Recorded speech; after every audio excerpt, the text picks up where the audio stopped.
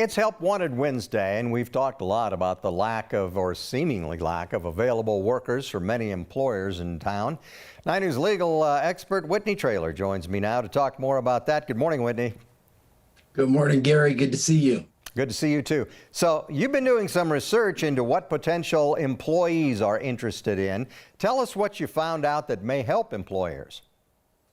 Right. As you mentioned, Gary, this is a new era and employers are having difficulty finding workers. And so what I did was I conducted an informal survey. I went out and talked to some folks and here's what I found. Basically, they said one is to ask current and prospective employees about certain things that they would want, benefits and things of that nature. And they said use that and implement those suggestions in your workplace.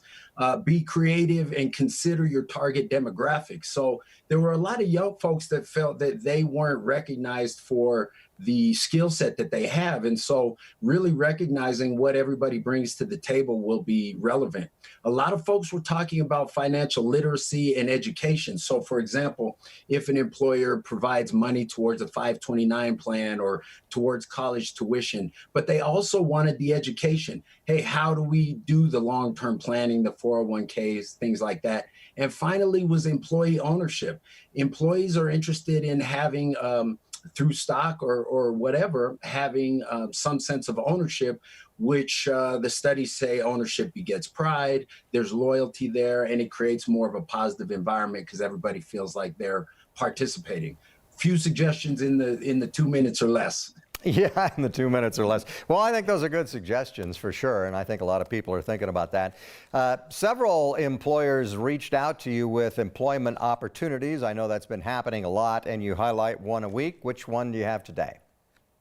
That's right. So Kimberly Hunter over at the Denver Math Fellows, she reached out and she said, look, this is a little more specialized than what we're normally looking for because they need people who have some math skills. And so she said, look, we're looking for people that would love to teach math to small groups of students in DPS during the school day. And so their mission is to close the opportunity gap by providing math tutoring to students who would not otherwise have that chance to get the support. So you can apply at denverfellows.com, and I think we have it up on the website as well. And so they need these math folks to teach these small groups of people, and they also need fellows to teach math in grades 3 through 10. So if you think you have some math skills, reach out and check out Denver Fellows and let Kimberly Hunter know you heard about it here.